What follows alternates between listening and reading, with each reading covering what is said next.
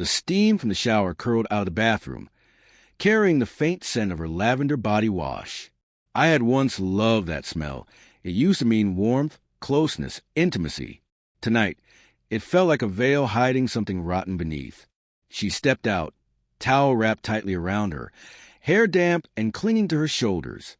I had rehearsed the words in my head 1,000 times, but when they finally came out, they sounded raw, unsteady.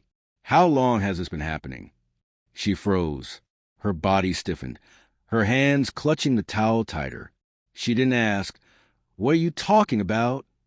She didn't feign confusion. That pause told me more than any confession ever could. The silence stretched until the sound of water dripping from her hair onto the tile seemed deafening. My chest felt heavy, but I pressed on. I saw the messages. I said quietly, the late-night texts, the way you smile at your phone when you think I'm not looking. My throat tightened. His name shows up too often. She finally turned to face me. Her lips parted, but no words came. Her eyes darted, calculating, deciding whether to deny or admit. And then she sighed, the kind of sigh that carried resignation, not remorse. "It wasn't supposed to mean anything," she whispered. The words cracked something inside me, not because she admitted it, but because she said it so plainly, as if that would soften the blow, as if meaning nothing made betrayal easier to swallow. I laughed bitterly. "Nothing? You threw away our marriage for nothing." She looked down, eyes glistening, but I couldn't tell if it was guilt or just fear being caught. "It started a few months ago," she said, voice trembling. "I didn't plan it. I just felt alive again." Alive. The word cut deeper than confession. What did that make me? A cage? A dead weight? The man who built a home, paid bills, stood by her side.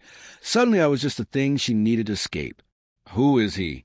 I asked, though I already knew. Her silence confirmed it. It was him. The co-worker she had described as just funny. The one she barely talked outside of work. The one she defended every time I raised an eyebrow. The towel slipped slightly from her shoulder, but she didn't notice. She just stood there, shaking, waiting for me to explode. But I didn't. My anger had cooled into something worse. Clarity. I sat down on the edge of the bed. I could forgive a mistake, I said slowly. But this wasn't a mistake. This was a choice. Every text, every call, every time you lied to my face, you chose him over me. She crumpled onto the chair across from me, burying her face in her hands. "I didn't mean for it to go this far," she sobbed. "That's the thing," I said, my voice breaking. "It already has." The next days blurred together. We lived in the same house, but in different worlds. She tried to talk, to justify, to cry her way back into my trust. But every time I looked at her, I saw that pause. The way she froze instead of denying, the truth spilling out in silence before words ever did. One evening, I packed a box of her things, just the essentials. She watched me, her lips trembling. "So that's it." I met her gaze. "You made your choice months ago. Tonight, I'm making mine." She reached out, but I stepped back. I didn't yell. I didn't curse. I didn't beg. I simply handed her the box. "I asked you how long," I said softly. "But maybe what I should have asked was how little I mattered to you." Her tears fell, but mine didn't. I had already cried them in silence the night I discovered the truth. This moment wasn't about grief. It was about release. When she left, the house felt hollow at first. The lavender scent still lingered in the bathroom, haunting me like a ghost of better days. But as the weeks passed, I noticed something else creeping into the silence: peace. I started cooking meals for myself, reclaiming the kitchen she once ruled. I took long walks at dusk, letting the quiet wash over me instead of drown me. And one night, sitting on the porch with the cool air brushing against my face, I realized I could breathe again.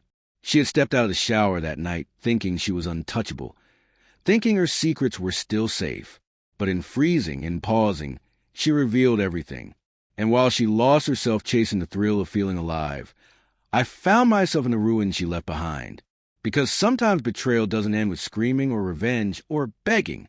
Sometimes it ends with quiet truth, a broken man who chooses not to stay broken, and a house that finally belongs to peace.